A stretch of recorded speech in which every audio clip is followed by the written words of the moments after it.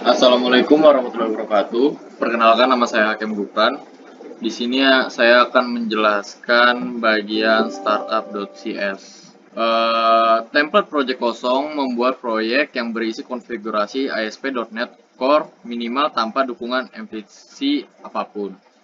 Di sini berarti konten placeholder yang ditambahkan oleh template aplikasi web atau model view control tidak ada. Tetapi itu juga berarti bahwa beberapa langkah tambahan diperlukan untuk mengaktifkan MVC sehingga fitur seperti pengontrol dan tampilan berfungsi. Pada bagian ini kita harus membuat perubahan yang diperlukan untuk menambahkan dan mengaktifkan pengaturan MVC dalam proyek. Untuk mengaktifkan kerangka kerja MVC, kita harus membuat perubahan seperti ini. Nah, kita itu harus menambahkan yang ada ini, service at MVC, biar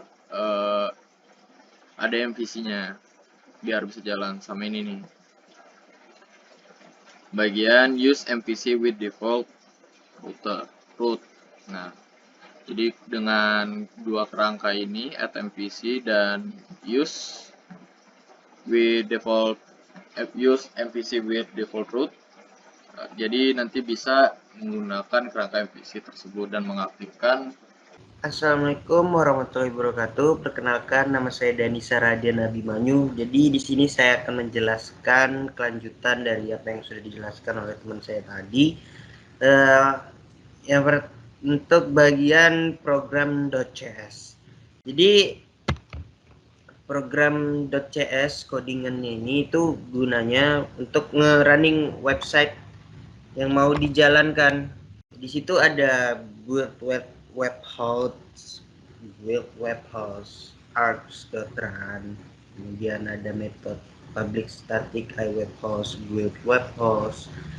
Nah, disitulah gunanya public build webhouse.args ini .run untuk menjalankan metode iWebhouse yang ada di sini di bagian bawahnya ini. Mungkin untuk yang program.cs itu. Kenalkan, nama saya Anissa Rishafa Febrianti dengan NIM 2019-0140037. Saya berasal dari kelas pengembangan aplikasi web A, dan di sini saya akan menjelaskan mengenai komen yang terdapat di indeks CS HTML dan My Extension Method.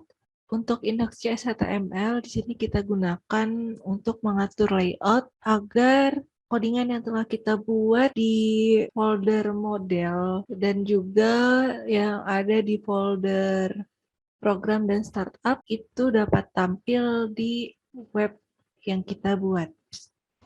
Oke, di sini ada shopping cart, kode dari shopping cart.cs. Ini saya akan menjelaskannya.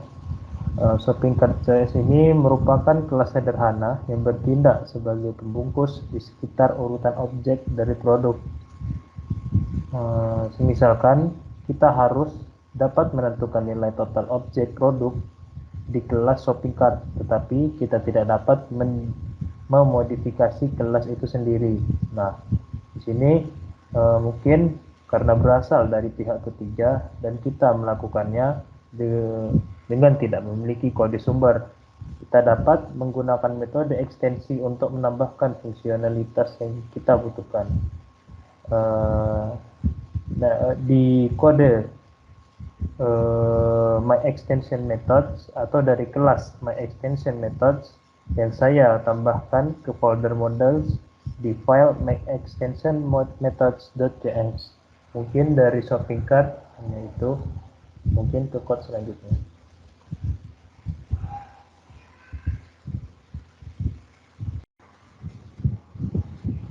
Assalamualaikum warahmatullahi wabarakatuh.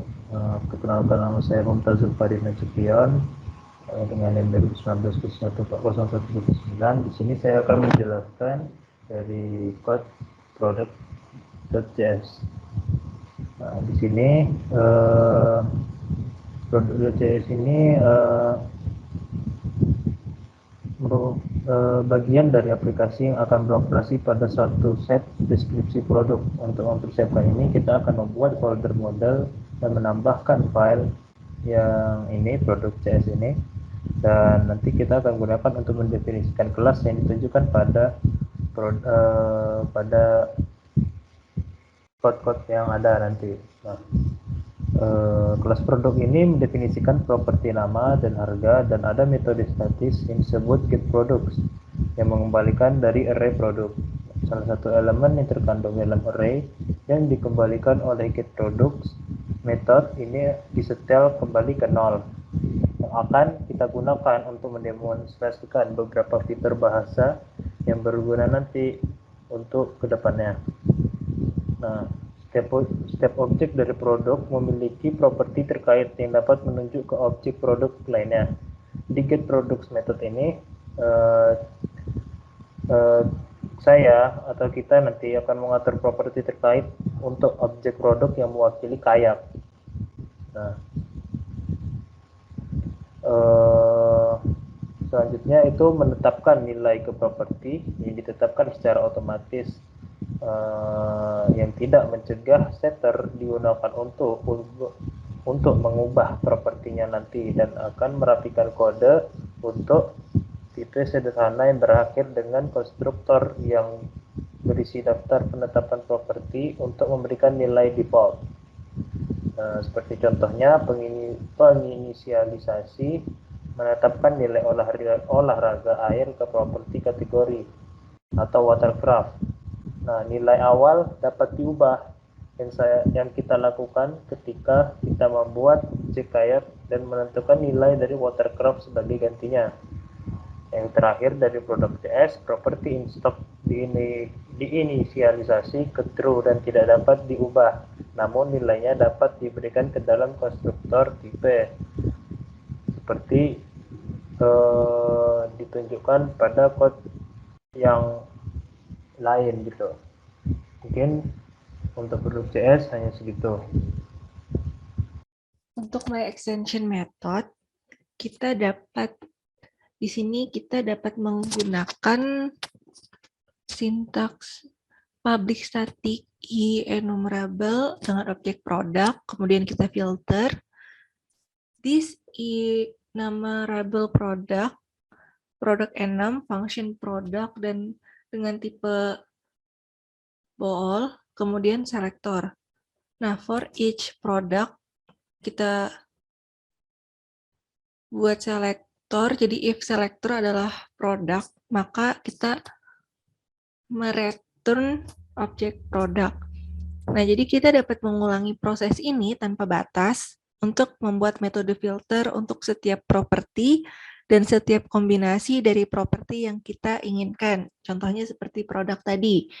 Dan dengan metode ekstensi ini, maka akan disaring objek produk tersebut.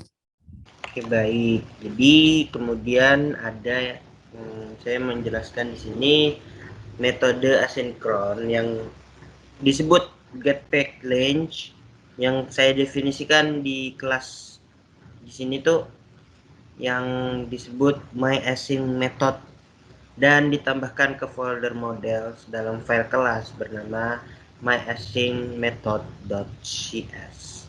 Metode ini menggunakan objek system.net HTTP client untuk meminta isi home address. Di sini meminta objek untuk meminta isi dari home address disertakan dengan linknya ini. Halaman juga mengembalikan untuk panjangnya .NET mewakili pekerjaan yang akan dilakukan secara asinkron sebagai tugas. Jadi ketika saya memanggil http.client di sini dengan metode getAsync, yang saya dapat kembali adalah task long ya, ini getPackLange yang dilakukan di latar belakang dan bahwa hasil permintaan dan akan menjadi objek dari dan menerima respon dari HTTP respond.message gitu. Kemudian bagian membuat metode getAsync ini yang saya lakukan menggunakan ekspresi lambda yang mengembalikan nilai properti yang berisi panjang konten yang saya dapatkan dari server web address. Ini kan linknya, server web address. Ini kode lanjutannya untuk mengembalikan message dari HTTP-nya. Kemudian terkait dengan task long-nya ini, either untuk mengembalikan long hasil dari suatu label nilai atau nilai panjang. Berarti di sini ada hasil dari metode getPageLength. Karena tujuan dari dibuatnya MyAsync method ini adalah mendapatkan getPageLength yang digunakan task long. Terus menggunakan async dan menunggu kata kunci di file myasync method.cs di dalam folder model ini. Itu tuh ada yang ini kodenya, yang async, task long, kemudian await dan return. Saya menggunakan kata kunci itu await-nya saat memanggil metode asynchron. Saya jadi di sini kodenya itu bukan saya. Ini kodenya dikembalikan oleh metode getAsync dan kemudian melanjutkan eksekusi lainnya pernyataan dengan metode yang sama. Menerapkan kata-kata kunci yang sudah saya jelaskan tadi dapat memperlakukan hasil dari metode getAsync seolah itu adalah metode regular dan cukup tetapkan objeknya aja. Di sini kan HTTP response, HTTP message, HTTP client, bahkan yang dikembalikannya lagi ke dalam variabel. Kemudian ada metode tindakan asinkron di filenya, itu ini kodenya using system coding task, kemudian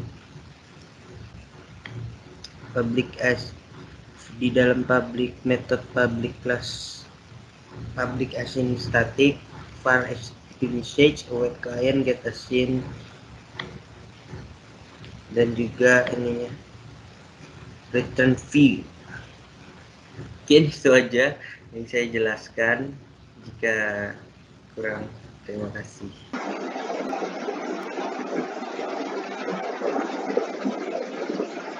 Nah, Assalamualaikum warahmatullahi wabarakatuh. Perkenalkan, nama saya Hakem Gufran. Saya akan menjelaskan di bagian home controller.cs. Di sini didemonstrasikan pengontrol sederhana untuk fitur bahasa yang berbeda, dibuat folder controller dan menambahkannya ke kelas yang bernama home controller.cs. Nah, ini kelasnya ya, nama kelasnya. Yang seperti yang ditunjukkan di layar ini, saat menggunakan konfigurasi MVC default, pengontrol rumah adalah tempat MVC akan mengirim permintaan HTTP secara default. Di sini home controller buat dia ngirim permintaan HTTP. Nah, habis itu kita akan bahas soal operator null. Operator null bersyarat memungkinkan nilai nol deteksi dengan lebih elegan. Jadi mungkin akan lebih banyak digunakan pengecekan null pada saat pengembangan MVC. Pada saat kita mengetahui apakah permintaan berisi tajuk atau nilai tertentu, atau apakah model berisi item data tertentu. Secara tradisional, berurusan dengan nol membutuhkan pembuatan pemeriksaan yang eksplisit. Dan ini bisa menjadi membosankan dan rawan kesalahan ketika objek propertinya harus diperiksa. Operator kondisi nol membuat proses ini lebih sederhana dan lebih ringkas. Seperti yang ditunjukkan pada layar. Nah, dua bagian ini propertinya. Ini digunakan untuk operator nol, jadi untuk periksa nolnya. Jadi kalau misalnya ini dijalankan, misalnya kita memanggil metode filter by price pada larik objek produk, hanya harga yang lebih dari $20 yang akan diterima dengan metode total price dan digunakan untuk menghitung total. Terima kasih.